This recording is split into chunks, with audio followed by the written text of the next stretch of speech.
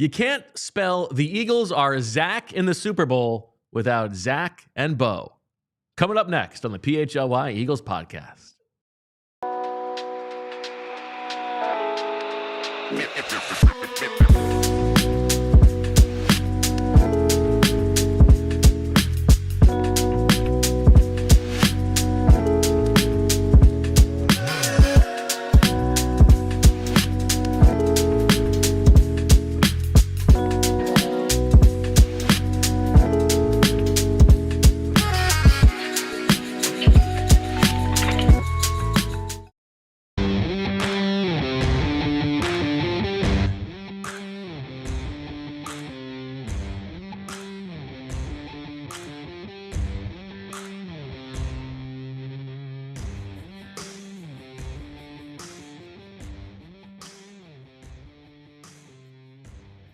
Hello, everybody, and welcome to the PHLY Eagles podcast presented by Bet365. Download the Bet365 app and use code PHLY365 to sign up. Whatever the moment, it's never ordinary. At Bet365, Bo Wulf, Zack, Berman, the day after the Eagles emphatically stamped their ticket to the Super Bowl with a 55-23 domination over the Washington Commanders, setting up a rematch with Andy Reid, Patrick Mahomes, James Winchester, and the Kansas City Chiefs. Zack, how you doing? I'm doing well. I'm ready for this. You look like you've been sneaking around. What does that mean? You're in an all-black outfit.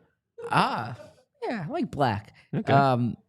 Yeah, so the night turned into morning quickly, and the Eagles are going to the Super Bowl. Like you said, there's excitement in the city, but I sense a seriousness. You feel the mood in the city. You see everybody wearing their Eagles no, but I sense stuff like around. Everybody's got a smile on their face. I don't want to say it's a Super Bowl. They're rebuilding the Hard Rock Cafe. Everybody's happy. Yeah. I don't want to say like Super Bowl or bust because that makes it such that the season would be disappointing if that doesn't happen. But I think there is an expectation among the fan base that this team wins the Super Bowl. Is that fair to say? Oh, interesting. Yeah, I mean, I think Eagles fans feel pretty good about this matchup. I think some of it is the pathology that Jamie talked about briefly on the emergency show we did last night after the Chiefs won, that the Eagles have sort of been through this, avenging the loss to the Patriots and beating the Patriots and slaying that dragon. Maybe now they get to do it again after having lost to the Chiefs, and they get to upend this other dynasty. Yeah, I think it's almost like the sports thinking that there's levels to this, right? To use our opening, you get to a certain point and it's good, but then you have to get to the next point, right? So if they had not reached the conference championship, the conference championship would have been great. If they had not reached the Super Bowl would have been great. Right. But like with this team getting to the Super Bowl, I don't think. It's great. Trust me. It's this ladder. Like for instance, last year the Niners, they were so mad that they lost that NFC Championship game to the Eagles. So they win that game, they get to the Super Bowl, and then they lose there. Yeah, for the Eagles, this is that next level. Yeah, exactly. So I think there's obviously excitement, but I even sensed it in the locker room. Although, I was thinking of you as I was writing my story, which you can find now on allphly.com. We had, I was writing about the scene in the locker room and the cigar smoke and the players saying we got one more to go, and I said, wait. You saw someone really attractive, and you thought, oh, that reminds me of Bo. Maybe. No, I'm thinking, wait, did I use this structure before? And I go back to my story 2 years ago, and I end the story with Jeffrey Lurie saying, uno mas. Remember that? And you were making fun of me. And I'm like, the famous expression, uno mas. Oh, yeah, that's right. I do remember that. Uno's uno mas. Yeah. Yeah, one more. Yes. Right, yeah, the famous expression. Yes, uno mas. Yeah. So just a translation, yeah. There was no Spanish speaking in the locker room this time. Jeffrey didn't say uno mas, but there were people saying, one more to go. But I did sense, as even Shakespeare so geniusly wrote, uno mas. Yes. But I did sense that seriousness about avenging the loss from 2 years ago. I mean, even Saquon Barkley said he wasn't here for that, but he feels that in the building. He's bought into the culture, and getting there is not enough. And I think that's going to be one of the big storylines you hear going into Kansas City, that this is not a happy to be there team. And I also think if this ties into yesterday's game, and it's one of my big takeaways from yesterday's game. I think yesterday was an example. I was about to say no disrespect to the Commanders. If Commanders fans want to take disrespect to this, they can. Snap.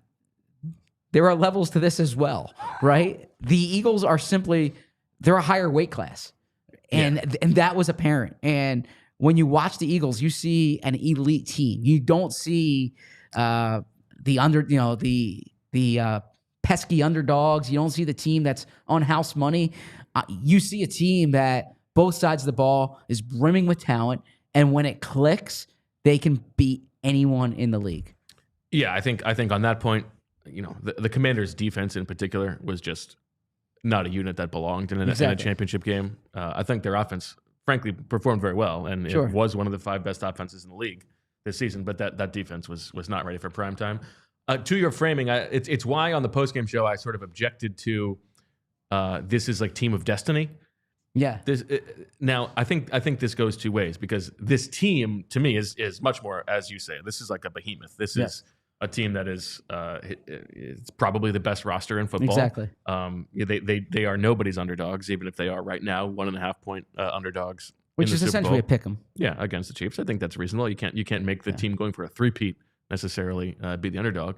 But I do think that if you think about like the destiny of it, it goes back to the conversation we've been having about so many people on this team or coaches for this team who are, it feels like, finally in the right place. Good point. I don't know if destiny is the right thing, but for Saquon Barkley to go from the terrible situation he was in to the most advantageous situation any running back could be in, and showing that he is the best running back in football and might have the single best season of all time. A guy like Zack Baun finally finding where he belongs, the right place for him. A guy like Vic Fangio finally getting to be in charge of his sort of hometown team and prove that he has the bona fides that a lot of people thought that he had. Guys like Mekhi Becton, guys like even C.J. Gardner-Johnson coming back to where he did belong. I think when a team gets this high, it's easy to see all of these little connections. But I think on the destiny front, that's what I think of, is like so many of the people here who the Eagles team would not be in the Super Bowl without, and who have really like gotten to their 99th percentile outcome because of this situation. Exactly. You framed it so well. If you want to use that destiny term, the 2017 team felt like that. Yeah, exactly. Right? Like they were winning these games that maybe they shouldn't have won. They clicked at the right moment. This year's team, I agree. And I was talking to someone about the Super Bowl. I might have said this on Anthony's show, but I was talking to someone out of market about this. The Eagles, to me, have the best roster in the NFL.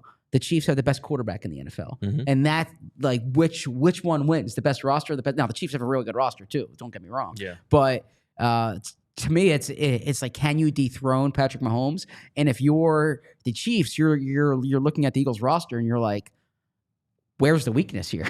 Right? Because when they're playing, when they're clicking, when the passing game's working, there really isn't a weakness on the team. That you can say edge rushing, but look, Nolan Smith has the most sacks in Eagles playoff history. Wow.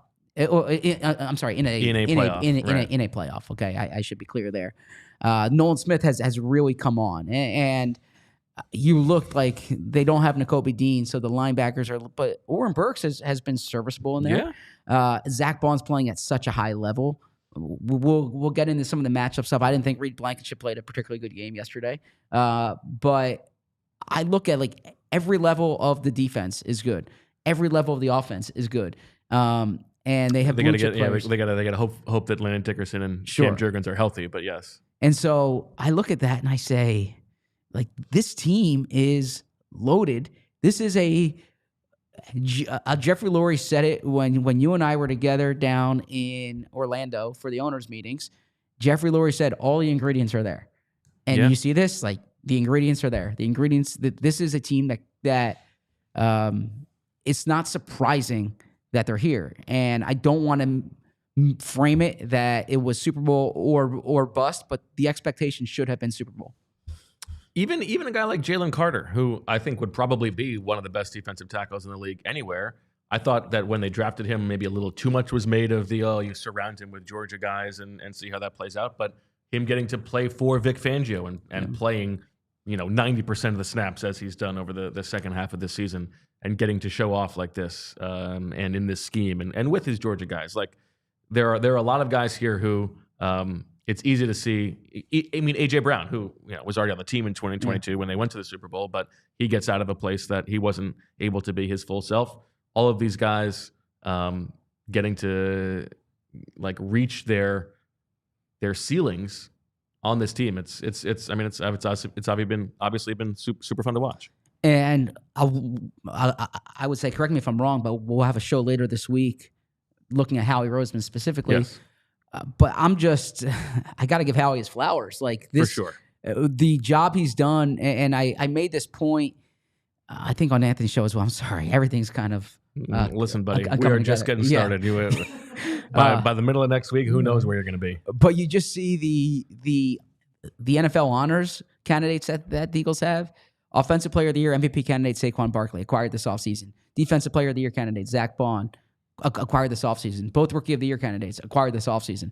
The Assistant Coach of the Year candidate acquired this offseason. Yeah. Presumably by Howie Roseman, Yes. right? And you look at all these and not for signings. nothing, like probably the guy who convinced Jeffrey to keep Nick Sirianni. Sure. And then you see, I get, when I've made this point this year, and people are like, "What about Bryce Huff? And what about the Jahan Dotson trade?" And you always have those moves. Nobody's going to bet 100. But I look around the league and I see teams that make excuses based on cap. I see teams that say you got to run it back with your guys, and just the aggressive approach to roster building has come to fruition in a way that has made this roster teeming with talent. And on the same line of guys, maximizing what they can do, I think as we talked about, I think Sirianni is part of that. Yeah. The situation that they put him in, and the question is like, is he the best coach for every team in the league? Not necessarily, but for this team that is so talented, if the most important thing for this roster is just making sure that the guys are ready to play every week and are motivated, and you're emphasizing the connection and they're playing for each other, maybe that is the most important thing. And yesterday, I mean, huge tip of the cap for them to be a little bit more aggressive than they had been for most of the season. That 4th and 5, I thought really was the turning point of the game. I thought the team had a really good temperament yesterday too. You're talking about Nick Sirianni. Yes. That comes from the coach. That comes from his messaging during the week. Clearly worked if in the sense that don't worry about them. Exactly. They've got nothing to do with it. They're going to try to bait you in. They're going to, Yes. they're talking like, we're going to hit them like a running back, all this nonsense. And by the way, how funny to say we're going to hit them like a running back.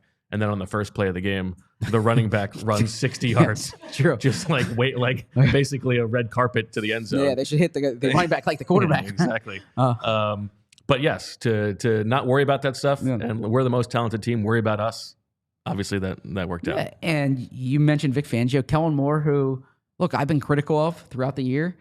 I think yesterday might have been Kellen Moore's best game. I would say so. The play calling was creative. They found ways to get their best players the ball. They did a good job incorporating Dallas Goedert. Jalen Hurts was so effective against the blitz. We'll get to that, but that probably speaks to the level of preparedness they had for that Washington blitz. So it was like it was. I don't want to call it the perfect game, but everything came together on a day. And that seems to happen in the NFC Championship games in Philadelphia. Yeah, I believe 88 points is the margin. The last 3 NFC Championship games they've played in, they've won by a combined score. I mean, it's insane. Yeah, I always wonder on these games when I'm saying they're going to blow them out, and then there's some national sentiment like there might be an upset or this game's going to be close. I always second guess myself. Like, am I too close to the sun here? Do I Is there something here that I'm missing? And then I'm like, maybe I just know the team I cover better than the national people do. I mean, I would hope so. Yeah.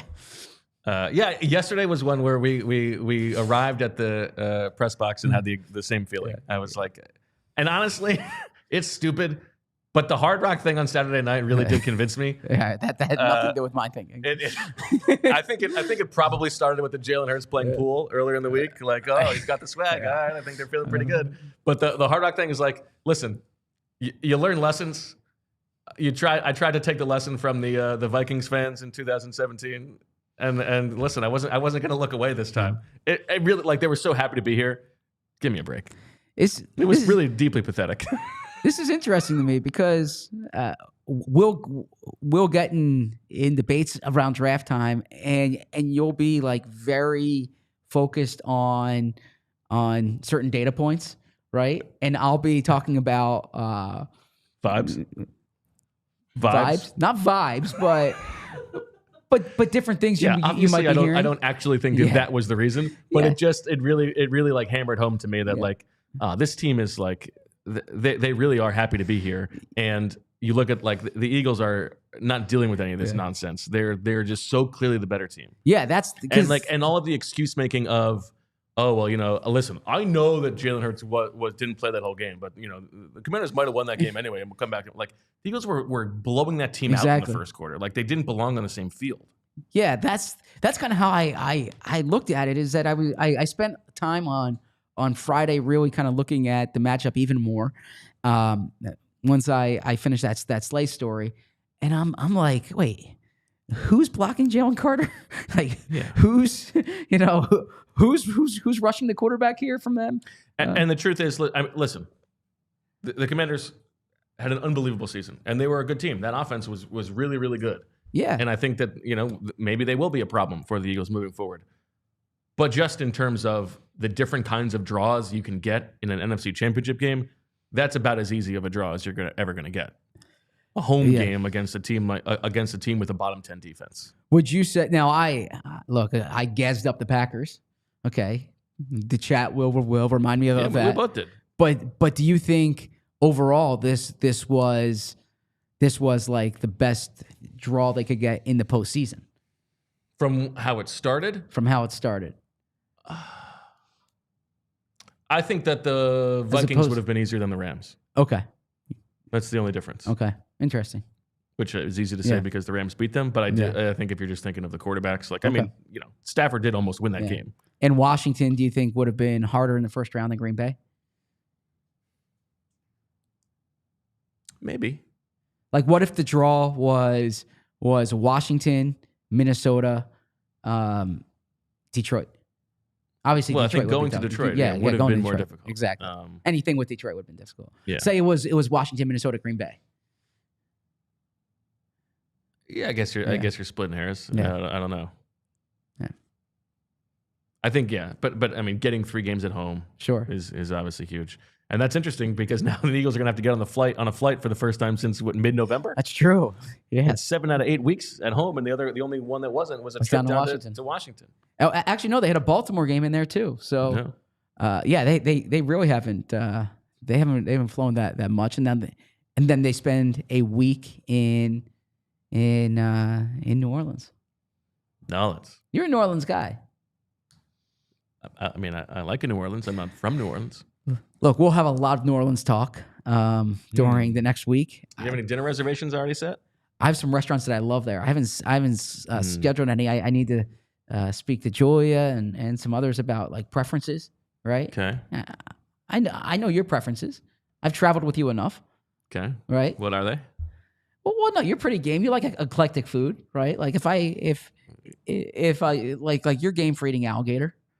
Yeah, really honestly no food I'm going to turn down. Yeah, so there's some places that I like down there. I see Khalif saying good food city, great food city. My brother went to college down there, spent a good amount of time.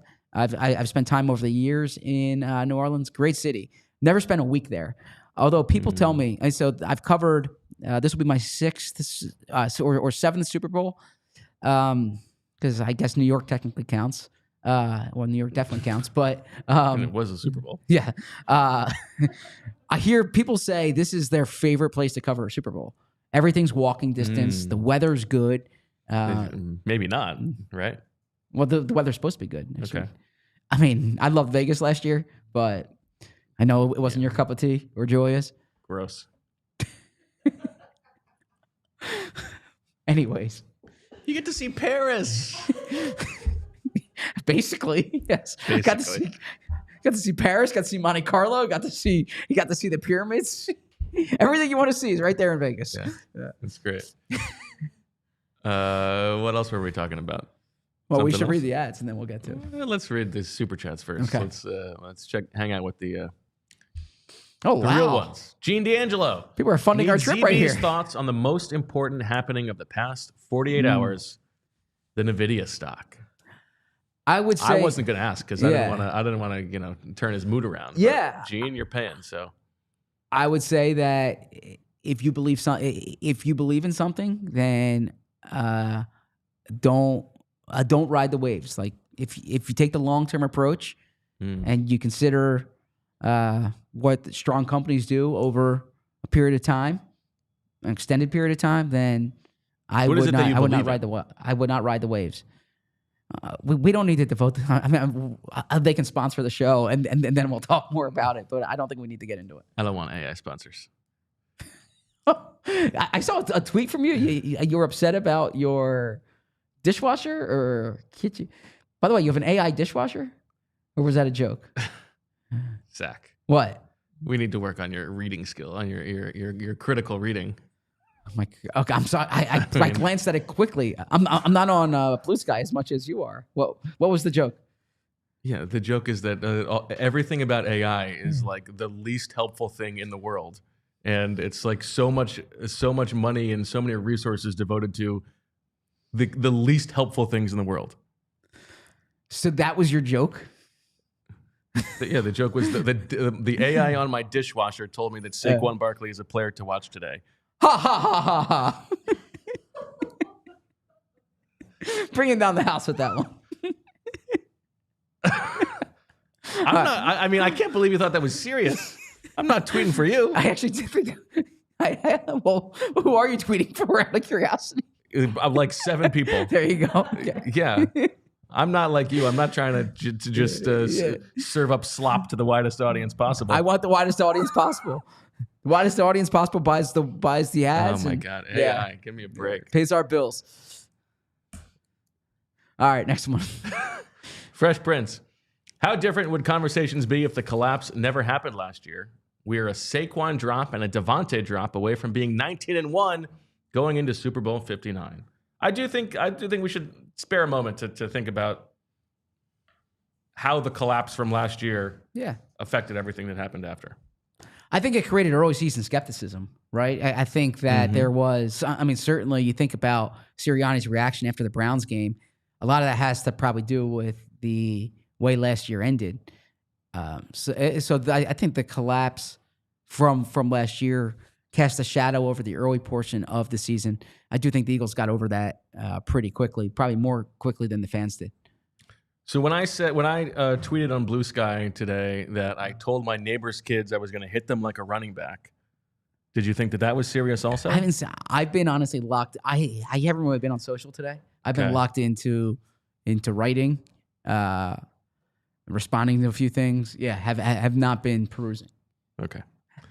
I mean, listen, I think there are a lot of things that happened at the end of last year that affected the way that the Eagles went into this season, from just a roster management standpoint, from obviously changing the coaching staff, like just the construction of the team itself. I think a lot of ramifications were because of that. I also think when we talk about the skepticism of Sirianni at the early part of the season, I think it's important to say that like that wasn't just from the outside, that was inside the building too.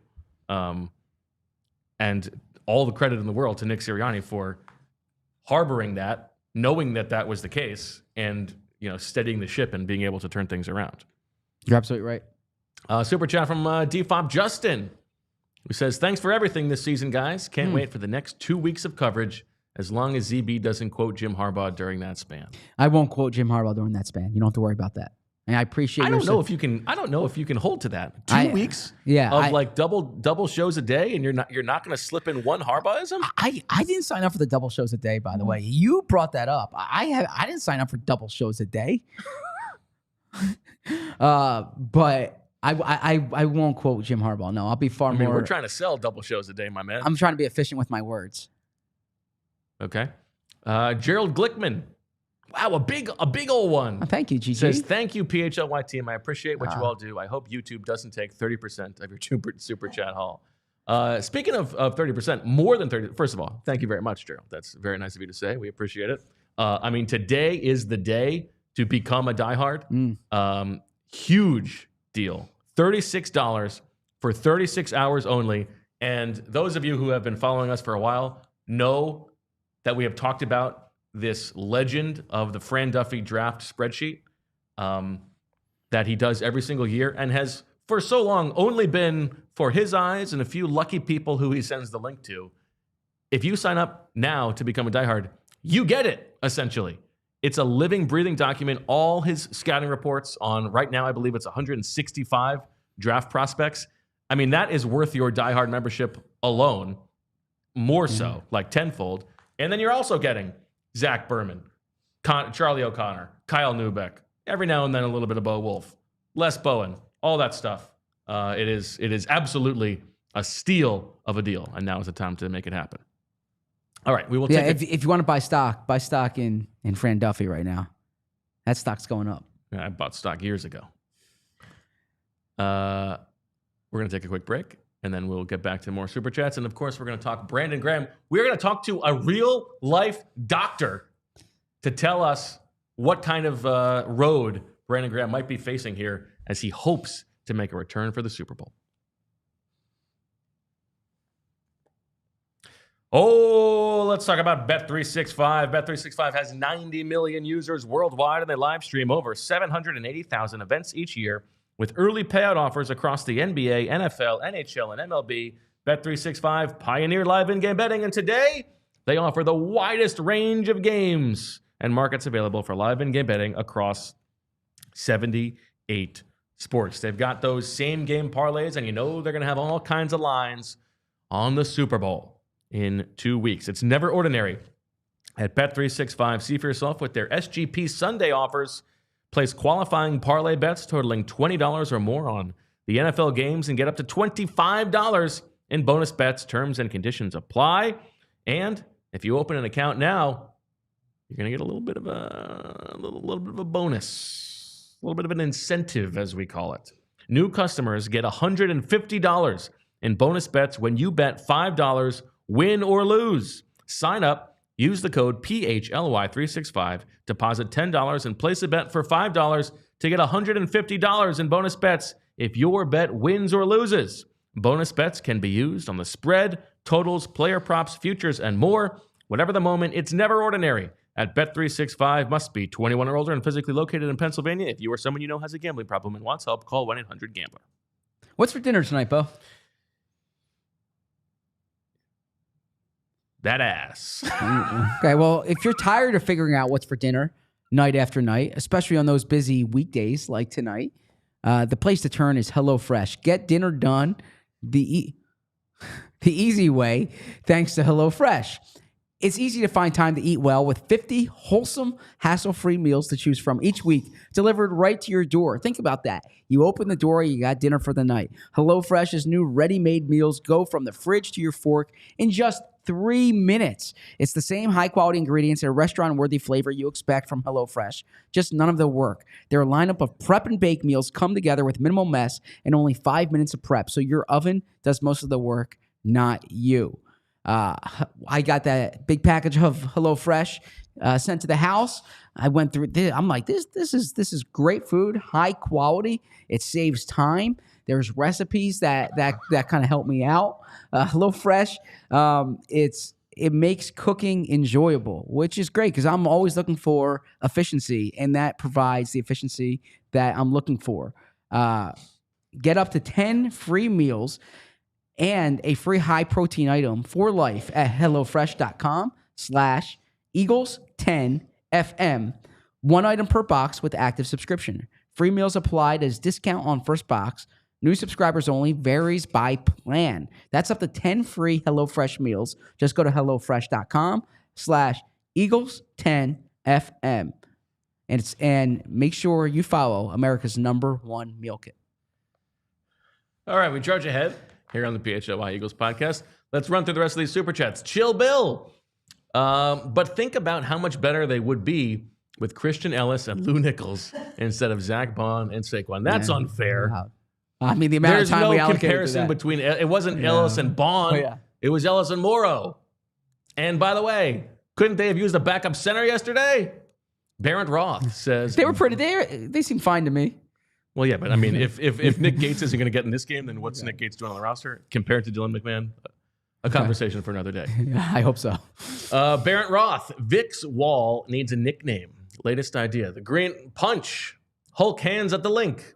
Kelly Green cocktails pregame. 4 turnovers. Hard to decipher what that means. Vic's Wall needs a nickname. But we do. We do need a. This defense does deserve a nickname. I also do want to create and sell. I think this would be huge business. A calendar of just all the different shots of Vic Fangio in the booth from over the course of the season. That's a weird thing to want to sell. If I were Vic Fangio, I'd be concerned.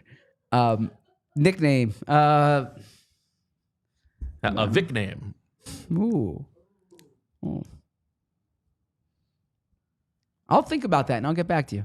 Caleb says, can you give your thoughts on Jake Locker's tenure from 2011 to 2014 in the NFL? Yeah, you know what?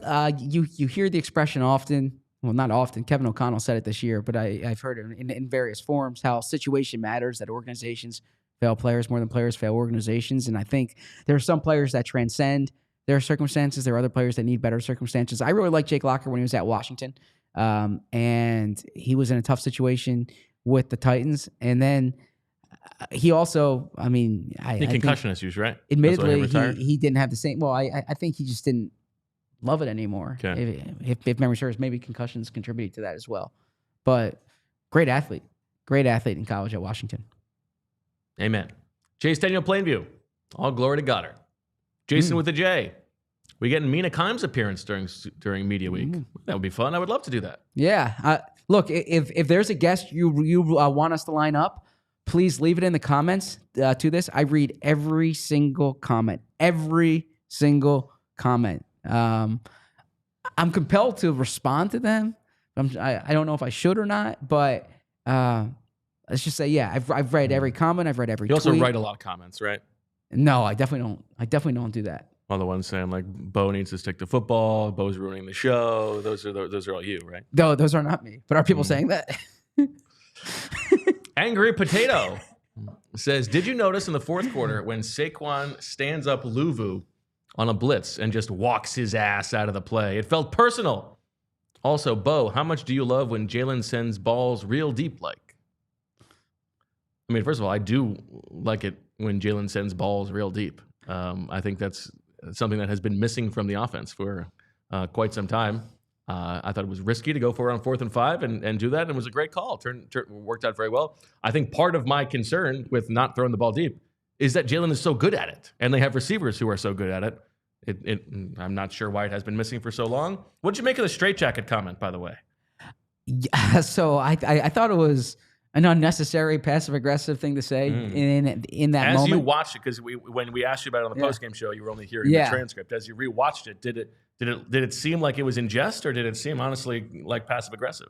Well, it's like a joke that has truth to it, I kind of feel. Okay. Right? You got a lot of those. Yeah. I know what those are like.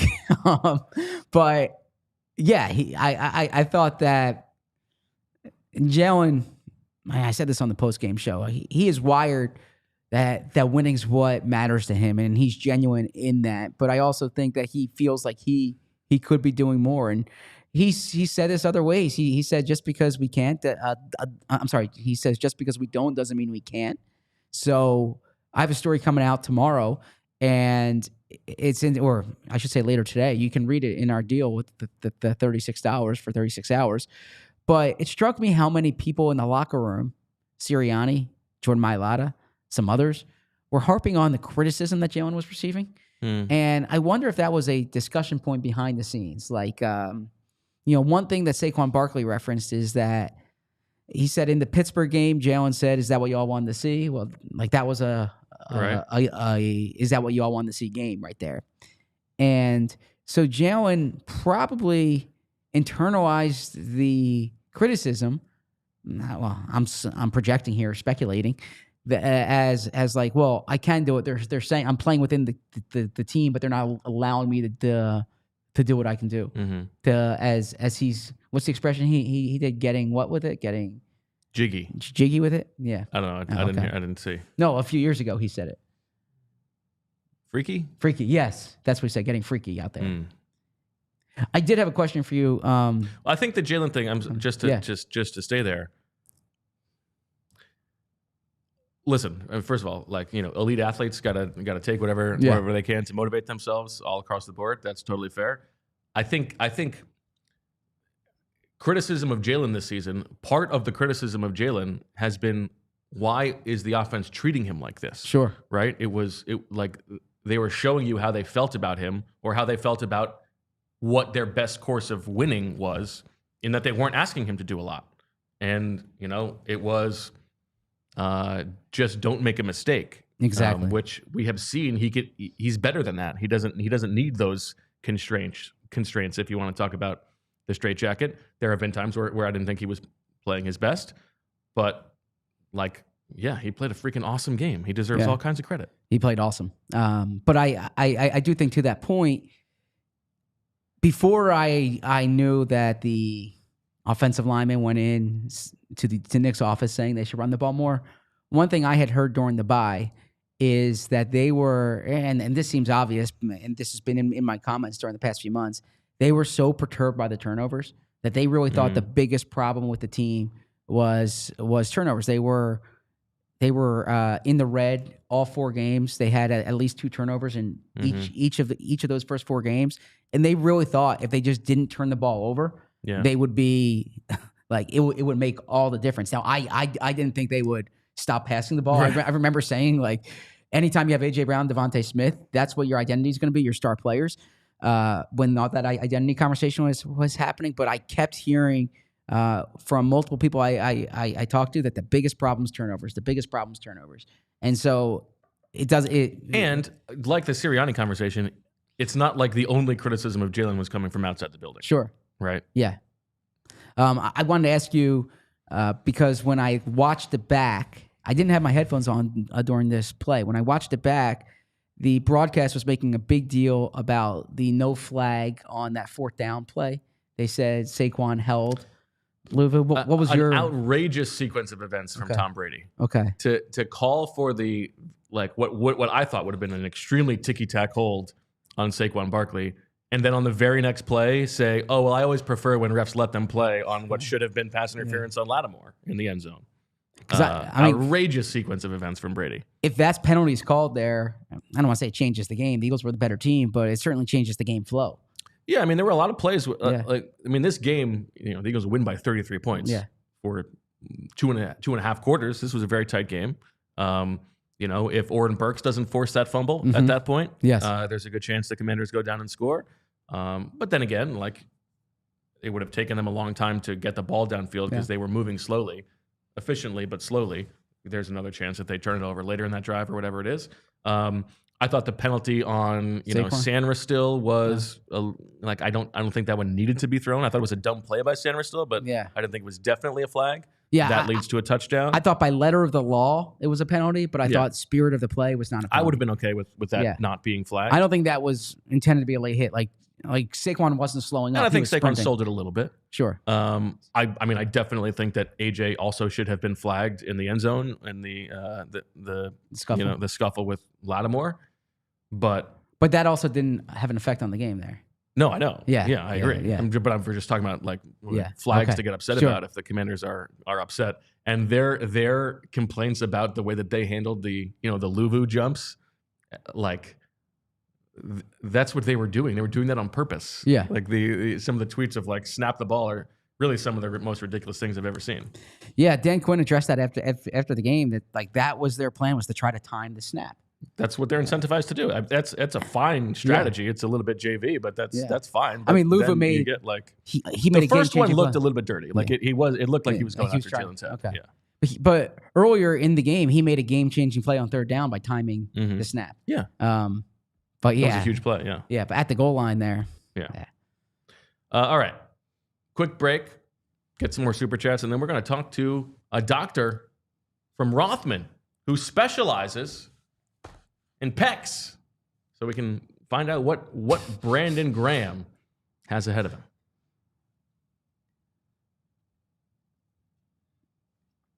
Oh, Valley Forge. Montco. We've been talking about it for the past couple weeks. If you need a getaway, we know that Zack does. Valley Forge is the place to do it. A winter weekend getaway and family-friendly affordability. It all awaits in Valley Forge and Montgomery County, Pennsylvania. Valley Forge and Montgomery County have so much to offer, like must-see historical sites, tons of family attractions, a vibrant art scene, outdoor activities, shopping, and more. Just 18 miles from downtown Philadelphia, valleyforge.org can help you discover hidden gems, endless activities, and tons of places to stay in Montco. Get started planning that next getaway today.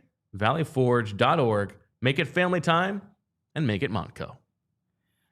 This next sponsor, I always enjoy talking about. I do Eagles in 60 after the game, and TrueMark Financial powers that. And it's always great talking about TrueMark Financial Credit Union because it's local, which I love. It's where it's headquartered where Joey went to high school.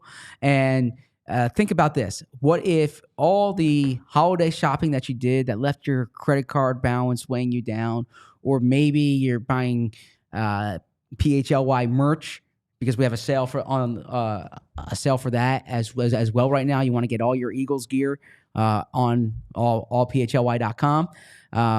If you want to pay that off faster with zero interest until 2026, it's true. TrueMark Financial is offering zero interest on balance transfers for 12 months. So all your payments can go toward reducing your balance, not just covering the interest. Here's the play. Transfer your existing balance from another institution to a TrueMark Financial Visa credit card and take advantage of this amazing offer. But hurry, you have to apply by February 28th, 2025. So that is a month from tomorrow. Whether you're interested in earning rewards, cash back, or simply prefer a low rate for everyday purchases with TrueMark Financial, you can choose the credit card that best fits your financial needs. Visit TrueMark.com/compare for full details and to apply today. TrueMark Financial, federally insured by the NCUA. It's an equal opportunity lender. Terms and conditions apply. All loans are subject to approval, and these percent balance transfers apply. 3% balance transfer fees apply. Standard rates apply after the promotional rate. All right. Bit of a treat right now. We're going to get some actual expert analysis for once on this show. We welcome to the show from Rothman, Dr. Cheyenne Brombahat, as we try to figure out what could be ahead for Brandon Graham. Doctor, thank you for joining us. Thanks for having me, guys. Can you hear me okay? Yes, we can. Perfect. So Brandon Graham tore his triceps. I said pec earlier. I meant triceps. Tore his triceps basically exactly 2 months ago, November 24th. How realistic is it to think that he could be playing in a football game in 2 weeks?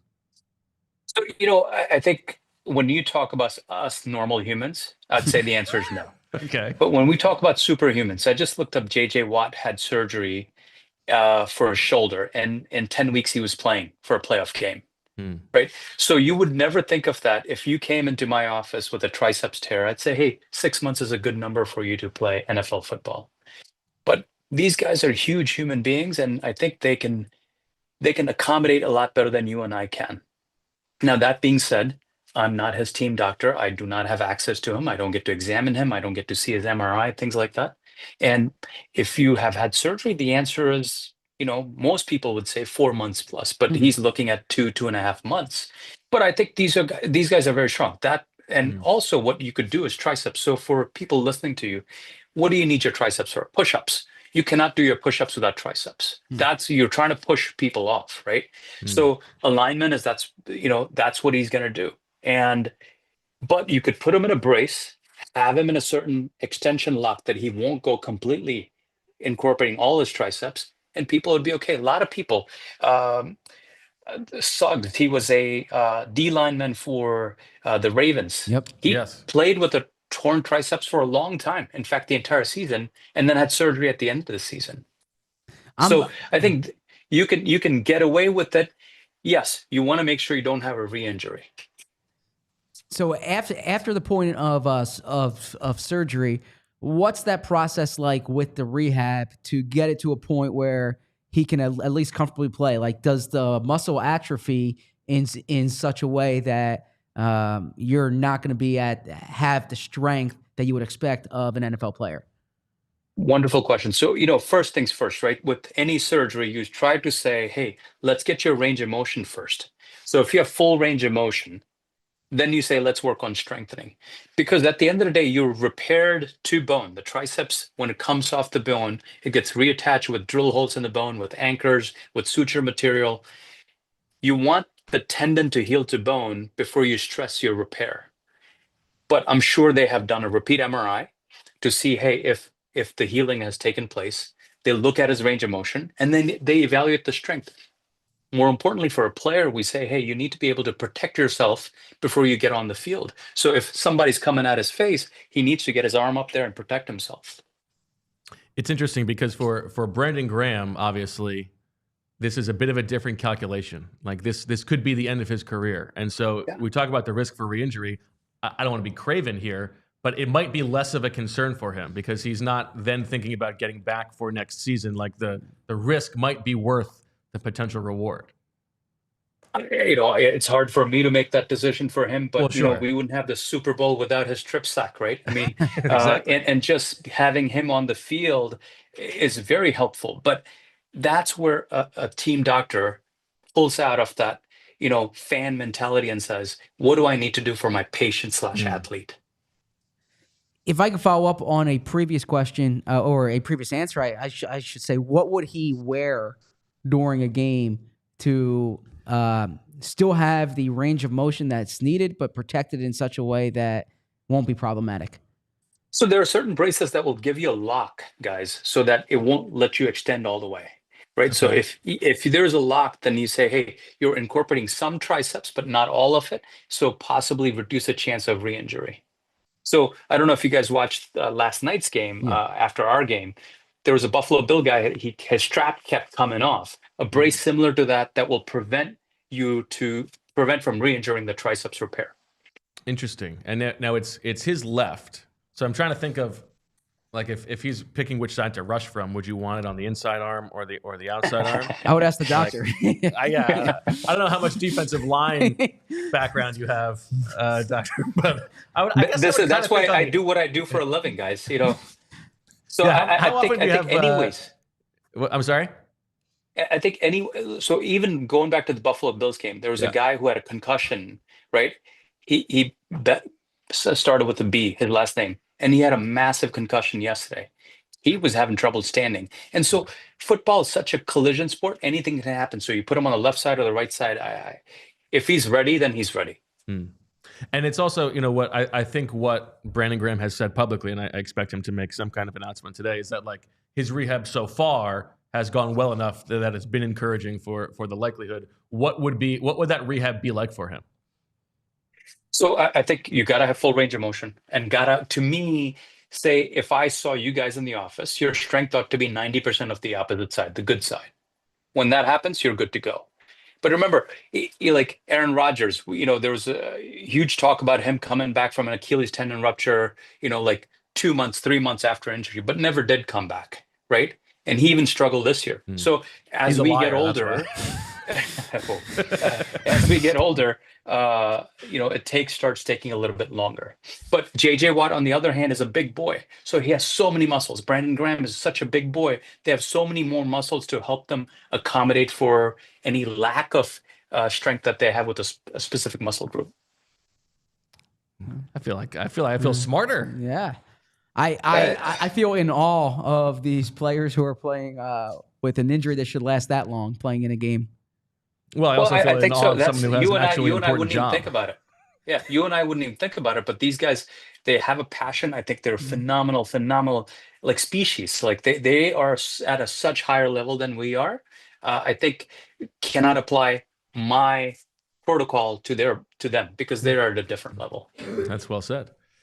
Well, Doctor, thank you so much, Dr. Shyam Brahmahat.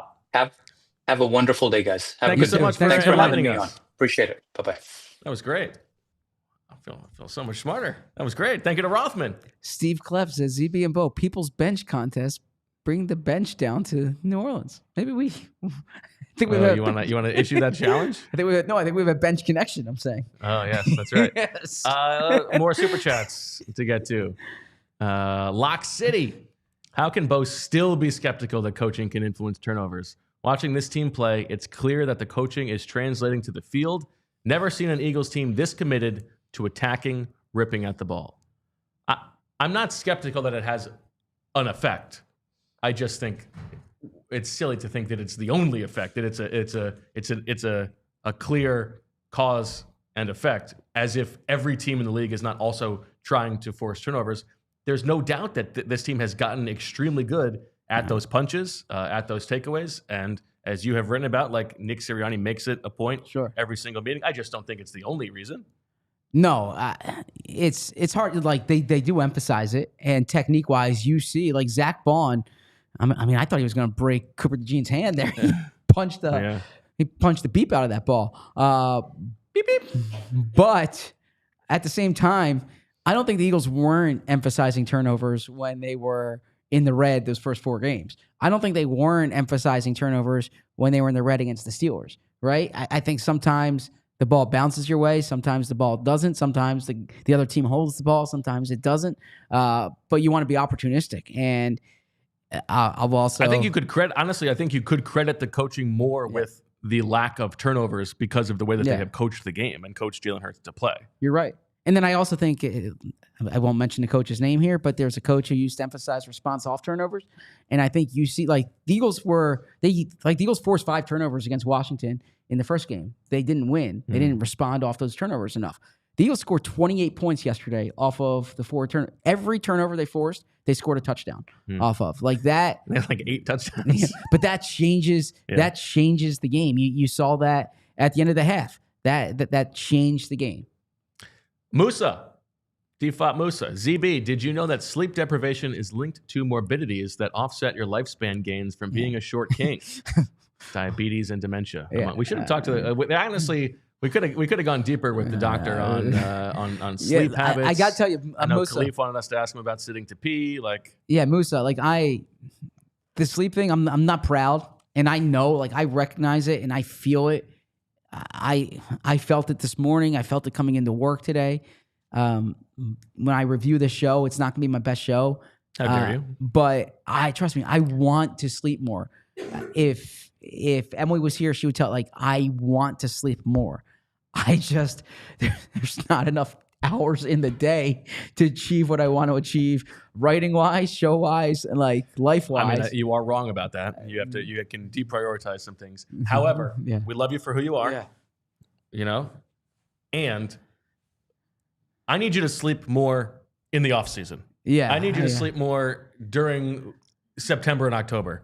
I'm not crazy enough to ask you to sleep more over the next 2 weeks. But you can't bank it. That's the problem. There are times when, I'll sleep during a show. 4 hours a day. No, leading into a show in July, I'll sleep well. Those 3 weeks we had leading up to training camp, I wasn't watching the West Coast baseball games. I was going to sleep at a reasonable hour. God bless you. But I mean, I don't know if my peak performance was felt during the fantasy show that I did on July 10th or something, right? Well, you did frankly say that your favorite shows that you've done this year were before the season started in the offseason. I thought our draft coverage and free agency coverage was awesome last year. I really did think. And I'll say this, we're doing well right now. And these next 2 weeks are really good. But there is, when you talk about a time allocation, this job is different during the season than it is during the offseason. I learned about this job last year. This is the first time I was doing a daily show. And during free agency and the draft, like the entire focus is on the show. You're not going to this availability and driving from the facility to here and sitting in the locker room and waiting for Jalen Hurts. True. So like if you write a book, that's what it's going to be called. But I'm saying, if you take 4 hours of the day that we're at the facility and you allocate that to preparing for a show, and there's a certain cadence, you get in a rhythm. I thought the quality of the shows I came into every free agency show last year and every draft show like prepared with what I was going to talk about. We had those positions. We knew 3 weeks in advance. Like, this is the day we're talking about this position. That's the day we're talking about that position. And I felt really sharp last year for those shows. So it's not that way during the season because you don't know what tomorrow holds. Steven says, appreciative of ZB for his tireless effort and work. Oh, thank you. Amen. Speaking of that, we have one more segment, Zach. We have to do the locker room report presented by Valley Forge. We've talked about Valley Forge already, but you know all about it. You can discover hidden gems, endless activities, and tons of places to stay in Monaco. Get started planning that next getaway today, valleyforge.org. Make it family time and make it Monaco. Zach, what was the favorite thing you saw in the locker room as they celebrated yesterday? So I'll keep pointing to Jalen puffing the victory cigar because to me, this is like, I don't want to say it's performative, but it's like Jalen, it's like that person who holds the bottle of wine for celebration. Jalen's done this twice since we've been in there. The NFC Championship game 2 years ago, the NFC Championship game this year. And so to me, it's something like, here he is, and the way he does it too. Look, I'm not a cigar smoker, but he makes it look so cool, like Michael Jordan. No, like the way Michael Jordan, like he's not. He looks like Michael Jordan with the cigar.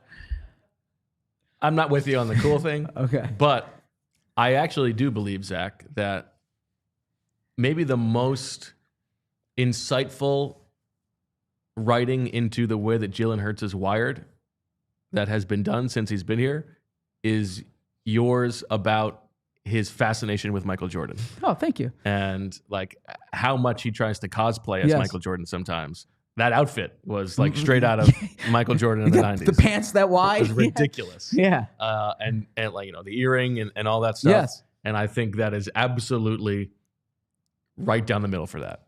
Yeah. So there's, and like he can wait until everyone's gone if he wants to. He can do it like at home. Absolutely. Doing it by his locker. And by the way, this isn't, I know Jeff McClain had a picture up and Jory Epstein had a picture up. And so then I was like, all right, if other people are taking it, I'll take it. The Eagles had their official photographer right there in front of him taking the photo of him. He knows what he's doing. He knows exactly what he's doing. So that stands out. I would say the team dancing, but honestly, I keep going back to, I said this on the show. There's a lot of behind the scenes people who contribute to the success and like seeing their happiness and their joy. Because like these guys, a scout's not gonna like celebrate a win. They're not going crazy after a win, but like you see people on the field. You'll get to see them, yeah. Or like you see people on the field. And here's one actually that I didn't know until I was scanning social media early this morning. Was I saw a video footage of Nick Sirianni talking to Nakobe Dean. Loved that. That was really cool. Yeah. And that's one of those ones where like that's why the guys love Nick Sirianni. Like that. And we were talking on the show yesterday about guys you feel good for, you feel happy for. Yeah. I think Nakobe Dean is actually pretty high up on the list. Like to have had the season he had, suffer the injury, make that sacrifice. But what's it for? Yeah. And that's what he told the guys as I was talking to some guys in the locker room. He's like, I didn't do this for us to stop. Like, go get this thing. And for them to continue on and get there. And he's watching from afar and Nick's FaceTiming him. That's awesome stuff. Yeah, well said. All right. Well, thank you to Valley Forge for that locker room report. By the way, thank you for watching on Fast. If you are, there's a little bit more of the show to come. Check it out on allphly.com. You know what? The other piece of video that I really loved, and I sent it to you as we were texting back and forth at 2 a.m. trying to book our flights home from Nolan's. Playoff Fletch, the Zack Ertz Fletcher Cox hug, a very long, two guys who have been forged in the fire together. We've talked about I think that nucleus of guys. Yeah. I don't know, feels bad is not the right thing, but they know how hard Ertz took it to have to be the one to leave. And for him to play like an awesome game. Yeah. He was good. Like I'm happy for him. Yeah, absolutely. That was great. But obviously he's not happy about the loss. That was a really touching moment between the two of them. Well said. And I think it speaks to if you're teammates with someone and you win with someone, you know, it's that line you walk together forever, right? And there is validity to that these guys, that there's a bond, and you see that with Chris Long and Baun in the locker room, but like that hug, you know Zach Ertz kind of beelines over to Fletcher Cox. Yeah, there's a lot behind that hug. That was great stuff. All right, Zach. What? I had one other thing I'd be remiss if I did not ask you. Bill Simmons from The Ringer. He had a little nugget at the end of his or during Bill, as EJ likes to call him. I would love if I can call him Bill. Yeah, I would love if I can call him Bill. You can call him whatever you want. You could call him Frank. I grew up reading Bill Simmons when I was in class with Julia back in middle school and high school. I was reading. I would print off in the computer lab. I would print off Bill Simmons columns, and I read every one of his columns. I miss him as a writer. On my senior page in high school, there's a line about Bill Simmons in there. Bill Simmons was such a big part of my youth. But anyways, Bill Simmons had a nugget. Do you want to tell or should I tell? Go ahead. That the Boston Celtics, who are for sale right now, they pared down the potential owners, and he said one of the potential owners or the people in the bidding is none other than Eagles owner Jeffrey Lurie. Your reaction? Boo. My reaction is, first of all, it explains the snow. Explains the snow. Yeah, selling the snow for $50 a pop. I don't think that's going to put a dent in the Celtics sales price. Listen, every little bit counts. Looking for pennies under the couch cushions. You gotta get what you can get. Okay. Man, that's not going to the Eagles Autism Fund. That's going straight to the Leprechaun Fund. Your understanding, your guess, complete supposition, is that this would not be Jeffrey alone. It would be part. My guess is to be part of a group, like knowing what the Celtics cost. Yeah, number one, or what they're going to sell for. Number one, but also Jeffrey is involved in owning he's a day-to-day owner. Right now he's a day-to-day. He knows what's going on with the team. And I've spoken to him about this. That's the ownership style he prefers. Right. It's hard to do that when you own two teams. Sure.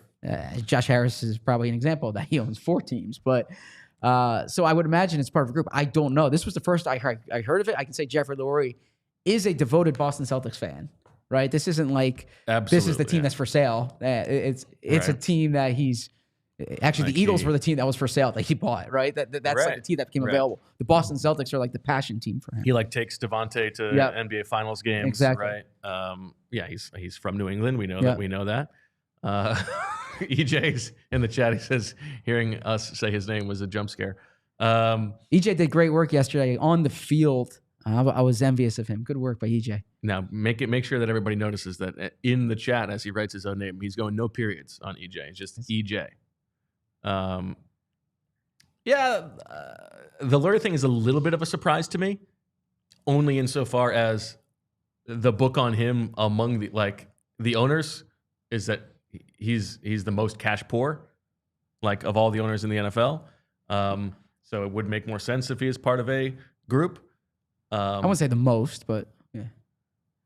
Okay. Yeah, but okay, yeah. Towards the very bottom. No. Obviously, he sold off part of the team this year. Yes. We didn't know what that would be for. Yes. You could connect those dots, obviously. It doesn't shock me. Yeah, I mean, it's a little bit, after spending a week making fun of Josh Harris. Sure, it's not quite the same, but they are rivals. I mean, it's the Sixers. It's the biggest rival. Yeah, I guess so. Yeah, but it would be worse if I think the Eagles were a rival with a team in New England. You know what I mean? Yeah, I mean, I think it's very similar. It's not. Yeah. It's not totally dissimilar. Yeah. As you reviewed the tape from the postgame show yesterday, how did you feel about your reaction to the Josh Harris paddles? You were very upset. Yeah, I was frustrated by that. I just thought it was like we had been waiting all postgame show to break those bad boys out. I thought time and play, like, I come up and this is a big spot. Like, you got to understand, I'm not on the show for 2 hours. Like, No, we were saving the bit. I get 20 minutes, and like, I'm trying to like really provide value, and I just feel like I'm a prop in a humor show, right? And so we're getting there. We're getting to the stuff. It's not going to be the whole segment. I shouldn't have worn it on my face, but that did perturb me. I mean, you could basically see the steam coming out of your ears. Well, I didn't. I wasn't prepared for it. I thought you were gonna lead with Zack. No one hears in the audience. I'm sorry. No one hears in the locker room, right? We're gonna get there. You have your senses. You're there. This is what you're here for, and it's like just this commitment to the bit that I'm like, are we still on this, right? So that was a little frustrating. Listen, Julie and I worked hard on those. She was taping them. I was scissoring them out. People say, ZB, have a little fun. Like, all right, maybe I'm not fun. Like, I don't know. That show was a celebration, I don't know. It was kind of like, I don't want to get into it. Should we have opened the show that way instead? I'm staying out of that one. I don't think this is productive for on air. Yeah. Yikes. No, I don't. I don't think it's productive for on air. I don't know what value I'm providing the audience by hashing that out. They want to know you more. Good thing I'm on every day. So they probably know too much about me, frankly. All right. Anything else you want to talk about before we get going? So I think Brandon Graham has a radio show tonight. Yeah.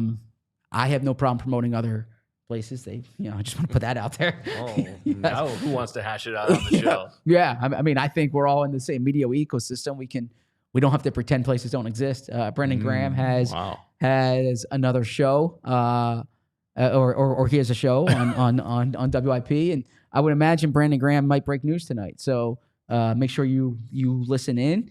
And then the Eagles, they were off today. I believe coaches had a chance to take a breath today. Yeah, Nick was talking about how underslept they were. Yeah, so a lot of sleep deprivation on that staff. They're back in tomorrow. I don't know what the player schedule is for tomorrow. My guess is it might be a practice week, Wednesday, Thursday, Friday. The team heads out to New Orleans on Sunday. We head out to New Orleans on Sunday. Excited for that. All right. We got a lot to get to. A lot of content coming your way. This is just the beginning. So, on behalf of Julia and Rothman and Zack, we thank everybody for watching and listening. We will talk to you tomorrow at 2:00. Many days after that. We're rocking and rolling, baby.